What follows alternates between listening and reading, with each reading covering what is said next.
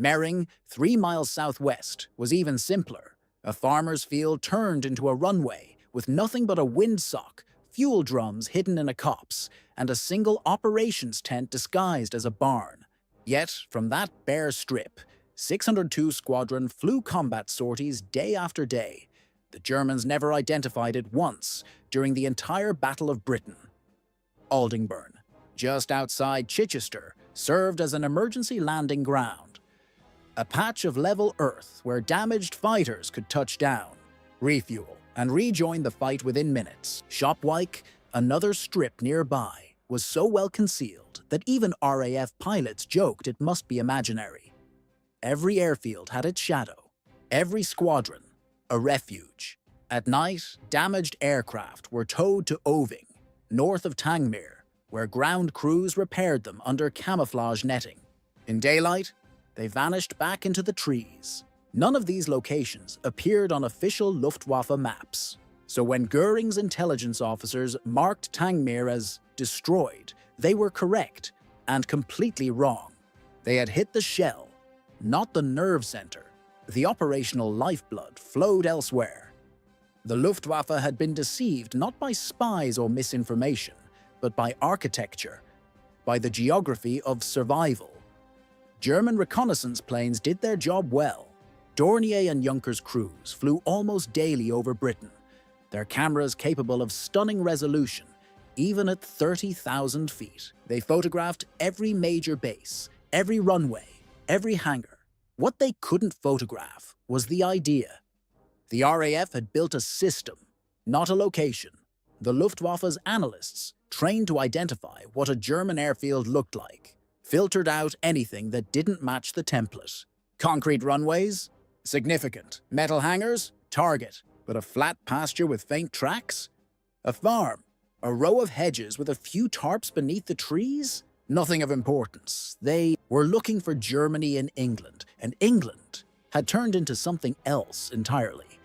There's a surviving German report from September 1940 that captures this blindness perfectly. A reconnaissance flight over Essex returned with clear images of several hurricanes parked in neat geometric lines near what appeared to be farm buildings. The analyst wrote, "Possible dispersal area, unlikely to be operational airfield. No infrastructure visible." He had been staring directly at an active fighter base. It wasn't incompetence, it was perspective. The Luftwaffe simply couldn't imagine that an advanced air force could operate from fields, barns, and country lanes. Their entire doctrine was built on permanence and scale. The RAF had built its doctrine on flexibility and illusion. German agents inside Britain didn't help. Most had been captured or turned by MI5's double-cross system. Those still transmitting reports back to the Reich were sending whatever British intelligence wanted them to send. None were stationed near RAF facilities. And even if they had been, spotting a satellite airfield disguised as farmland required an aviator's eye. Radio interception offered no clues either. The British maintained strict radio discipline. Pilots never broadcast, taking off from the hidden field near Chichester. They used coded call signs. The Luftwaffe could measure how many squadrons were active, but not where they lived.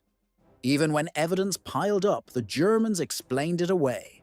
When the same squadrons kept reappearing after supposedly being destroyed, intelligence officers concluded the British were simply over-reporting their numbers, recycling units, exaggerating their effectiveness. The truth, the dozens of secret airfields fed an endless cycle of refueling, rearming, and redeploying, never occurred to them. Then came September 15th, 1940. Today, it's remembered as Battle of Britain Day, the turning point. But that morning, it was just another mission on Göring's calendar. At Luftwaffe bases across France and Belgium, bomber crews gathered for briefings. They were told the RAF was nearly finished. Major Schmid's latest assessment estimated perhaps 50 operational fighters left in all of southern England. This would be the day the final resistance broke. Shortly before noon, over 100 Dornier bombers lifted off, escorted by more than 300 fighters. The sky above the Channel shimmered with silver wings. The target? London. They expected light opposition, maybe a few desperate hurricanes clawing upward before being swept aside. Instead, the moment they crossed the coast, the sky erupted. 12 Spitfires from 72 Squadron dove from above Canterbury. 16 Hurricanes from 501 Squadron struck the formation's flank. Moments later, 92 Squadron joined from Maidstone, then 603 from Hornchurch, then 609 from the south. Each German crew reported the same thing. Fighters everywhere. They kept coming, wave after wave, fresh squadrons materializing as if out of the clouds. At 2 p.m., Göring sent another formation, 150 bombers with 300 escorts, the largest of the war so far. Surely now the RAF would be spent. But the defenders grew stronger. The second wave met even heavier resistance. By the time the bombers reached London, Spitfires were striking from every direction. Above, below, through the formation. What the Germans didn't realize was that they were fighting the same aircraft multiple times. A pilot might land at one satellite field, refuel in 10 minutes, and take off from another, intercepting the same bomber group on its return leg. From the Luftwaffe's perspective, the British seemed to possess endless reserves. In reality, they'd mastered rotation, a rolling defense powered by invisible bases. That day, the RAF flew over 300 sorties. Not aircraft, sorties, the same fighters taking off, landing, refueling, and climbing again and again. By evening, the Luftwaffe had lost 56 aircraft. The RAF lost 29, but numbers alone didn't tell the story. The illusion of exhaustion had shattered. Göring's promise to Hitler that the RAF was on its last breath was now a lie exposed in smoke and sunlight. The German crews returned shaken, some openly disbelieving their own intelligence. They had been told the enemy was finished. Instead, they'd been swallowed by a storm of fighters that refused to die. For the pilots of Fighter Command, those hidden airfields became home, though home is a generous word for what they actually were. Many of them weren't bases at all, but fields that had been borrowed from farmers or aristocrats. Flattened just enough for a Spitfire to land, there were no control towers, no officers' mess, no proper barracks, just a patch of grass, a windsock, and a single field telephone strung through the hedge. Flight Lieutenant Tom Neal of 249 Squadron once arrived at one such airfield near Bosham Down and found nothing waiting for him. No tents, no fuel trucks, not even a sign to mark the place. Just a handful of men with spanners, 2 fuel drums hidden under a tree, and the distant rumble of German bombers overhead. That was the reality of Britain's invisible air force. Improvised, muddy, makeshift, and absolutely vital. Pilots slept wherever they could, some in farmhouses, others in canvas tents pitched between hedgerows.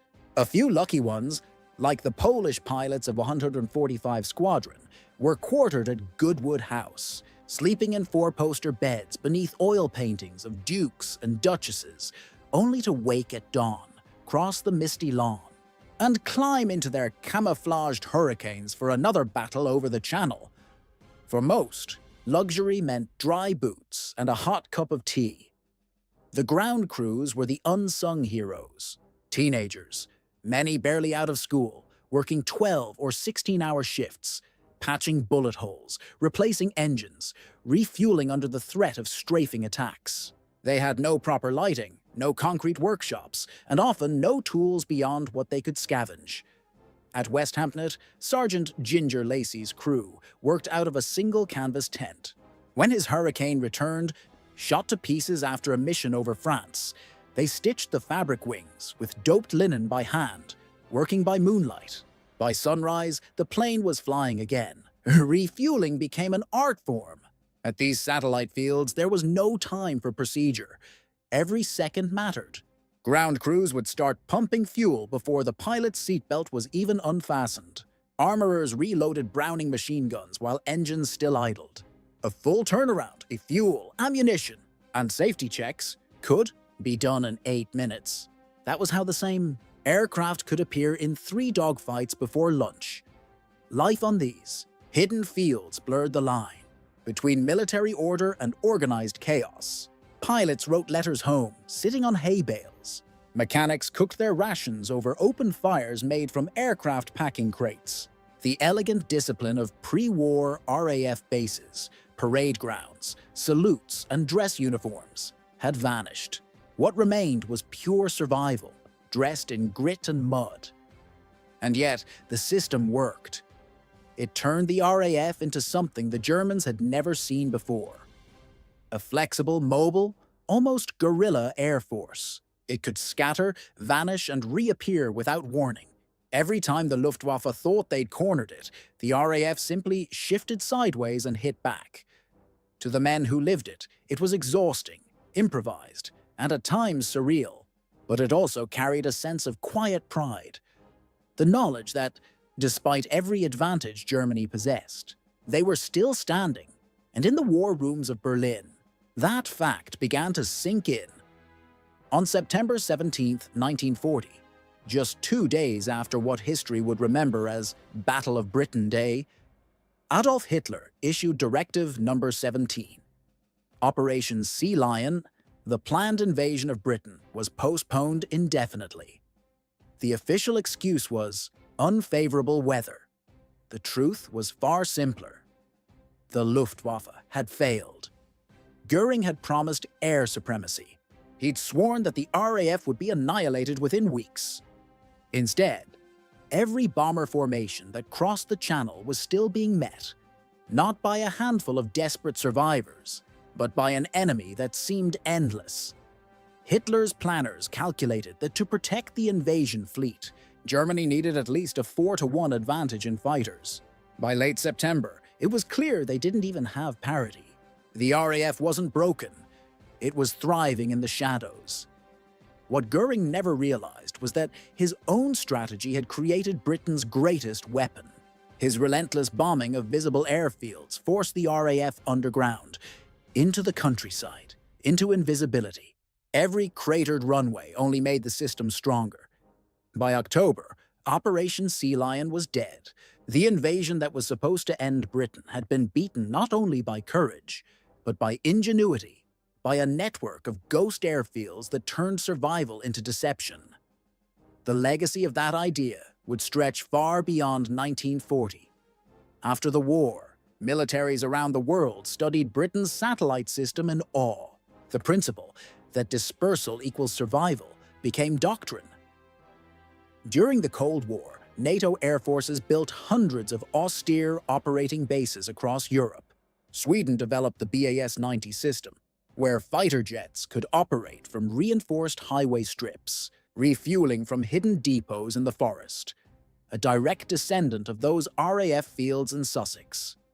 Even today, the United States Air Force trains under a strategy called agile combat employment, spreading aircraft across multiple small bases to avoid destruction in a single strike.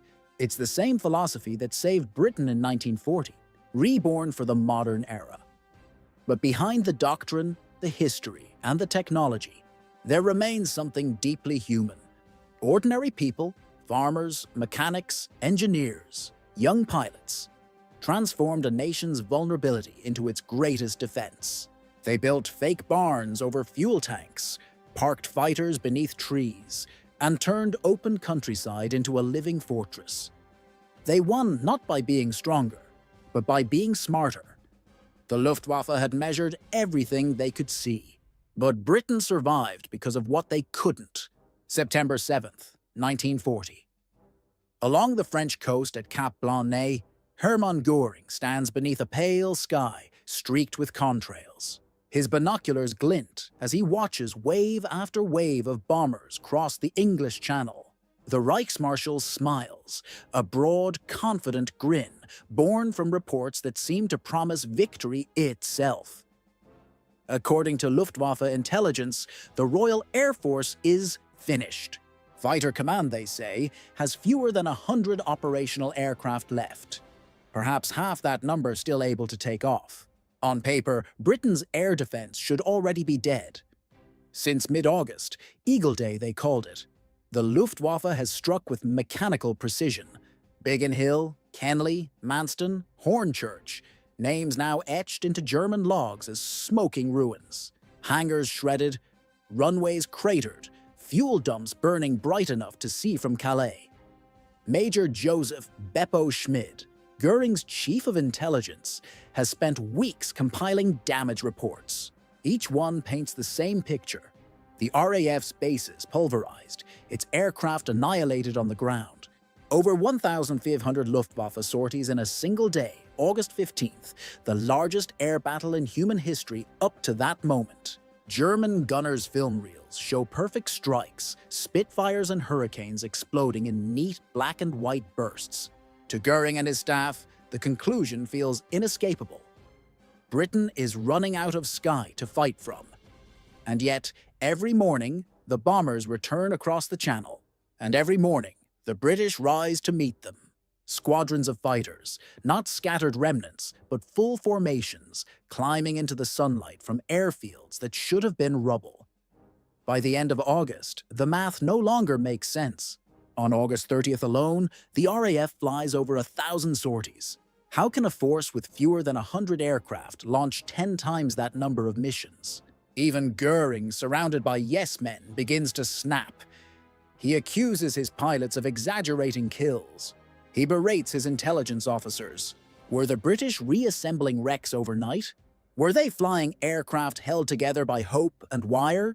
The photos show bombed-out hangars, cratered fields, fuel stores in flames. So why, every dawn, do the same Spitfires keep reappearing? The Luftwaffe had measured everything they could see. But what they couldn't see, that was where Britain had hidden its strength.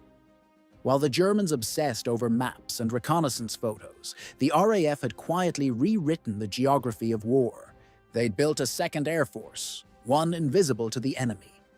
Across southern England, tucked behind hedgerows and farmhouses, hidden between woods and rivers, lay a secret network of fields.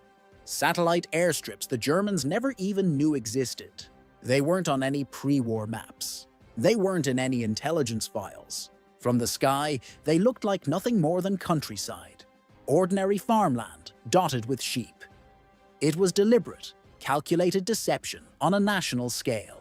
For every major RAF station the Germans could identify, there were 3, sometimes 4 more, scattered within a few miles. They called them satellite fields, but that term barely captures their genius. These were fragments of an air force spread thin enough to survive anything. If the Luftwaffe destroyed one base, the fighters simply took off from another. In 1938, as Europe inched toward war, British planners had already foreseen the danger of concentration. One airfield, one target. Lose it. Lose the squadron. Spread the aircraft. Make them mobile. And you turn a single point of failure into a resilient web. So, they prepared. Quietly, methodically, they surveyed farmland, leveled meadows, and marked out grass strips long enough for takeoffs and landings. They buried fuel tanks beneath fake barns. They disguised maintenance crews as farmers. By the summer of 1940, there were more than 70 such hidden fields across southern England, each one ready to absorb the next blow. When Goering's bombers believed they'd flattened the RAF, all they'd really done was chase ghosts. At Northolt, outside London, German pilots claimed victory after a direct hit left hangars in flames and runways, pocked with craters. Reconnaissance photos confirmed it. Target destroyed, except the squadron stationed there. Among them, the legendary Polish 303rd had already moved their operations to a nearby field at Heston. They flew from behind hedgerows, their fighters camouflaged beneath nets woven with living branches. In Kent, at Hawkinge, another critical airfield perched above the cliffs near Folkestone, the story repeated. The Luftwaffe struck it again and again. The operations room gone, the hangars skeletal, the main runway a field of smoking holes. Yet every day, British fighters rose to meet the raids. They weren't flying from Hawkinge anymore. They'd shifted inland to Lympne and Detling. Makeshift grass, strips the Germans ignored because, from the air, they looked like pasture. By September, Britain had turned deception into infrastructure. From Portsmouth to Colchester, from the Thames estuary to the Sussex Downs, a living web of secret fields allowed fighter command to breathe, adapt, and survive. The Germans fought a visible war. The British fought an invisible one. The Luftwaffe's doctrine assumed permanence. Their own airfields were massive installations, concrete runways, tall hangars, fuel depots, barracks, administrative blocks, all visible, all essential. That mindset became their blindfold. When they looked down on England, they searched for themselves, German-style airfields, and saw exactly what they expected. They mistook emptiness for safety. But the RAF's hidden network turned absence into power. Destroy a hangar and they built a tent. Crater a runway and they mowed another strip of grass nearby. Bombers could obliterate infrastructure, but they couldn't bomb what they couldn't find. Making an airfield vanish wasn't just camouflage. It was performance art. Engineers and farmers worked side by side, turning ordinary landscapes into operational illusions. Runways weren't paved. They were mown in patterns to mimic plowed farmland. Fuel depots hid beneath weather-beaten barns whose wooden walls concealed steel tanks of high-octane fuel. Ground crews herded livestock across landing strips when reconnaissance planes approached, making the grass look alive and harmless. Even the hangars played tricks. Instead of heavy steel buildings, the RAF used collapsible Bellman hangars, light frameworks covered with canvas and netting that could be erected or dismantled in hours. When not in use, they disappeared entirely. When in use, they blended into the tree line, roofs speckled with actual foliage.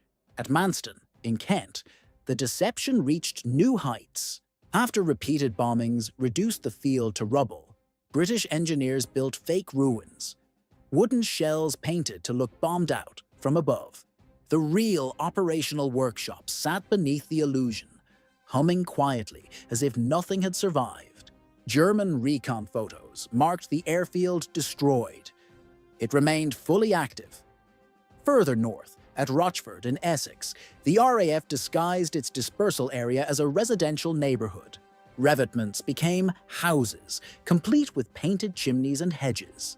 From 20,000 feet, it looked like a sleepy English village. Spitfires taxied between front yards. German pilots flew overhead, unaware they were passing over a working fighter base. Every destroyed airfield became bait. Every patch of grass might hide a squadron, and Goering never understood. While he stood at Cap Blanc-Nez, watching his bombers vanish into the haze, believing victory was hours away, Britain's invisible airfields were already shaping the outcome of the war. By mid-August 1940, the Luftwaffe had turned its focus south, toward the airfields guarding the gateway to London. None were more important than Tangmere. Tangmere sat just inland from England's southern coast, a sprawling RAF station built for offense and defense alike. It was the heart of Fighter Command's 11 Group, the shield that stood between Hitler's bombers and the British capital. On August 16th, the Germans came for it. The attack began just after breakfast. Stuka dive bombers screamed down almost vertically from 10,000 feet, their sirens wailing like banshees over the Sussex countryside. 12 minutes later, Tangmere was unrecognizable. Hangars burned like torches. The operations block was a crater of shattered concrete. The main runway looked as if someone had dragged a plow across it with the fury of God himself. 14 men lay dead. German reconnaissance cameras clicked, capturing the carnage in sharp, clinical detail. When those photographs reached Luftwaffe headquarters in France, analysts nodded in satisfaction. Target destroyed, Tangmere eliminated. Except it wasn't. 2 days later, Spitfires from Tangmere's squadrons were intercepting German formations exactly as before. Full strength, aggressive, seemingly untouched. Goering's pilots reported the impossible. The base they'd obliterated was still fighting. That's because Tangmere wasn't just one airfield. It was 6. Within a 10-mile circle of hedgerows and farmland, a network of satellites had quietly been waiting for this moment. West Hampnet, barely 2 miles away, had been nothing more than a leveled pasture when the war began. Officially, it was a relief landing ground. In reality, it was Tangmir's second heart. The moment the bombs fell, operations shifted there. Hurricanes taxied out from behind trees and rolled onto the grass like ghosts, coming to life. Pilots from 145 Squadron were billeted at Goodwood House, the Duke of Richmond's estate, sleeping beneath chandeliers and portraits centuries old. In the morning, they walked out across the lawns to their aircraft hidden under the trees, engines ticking in the dew,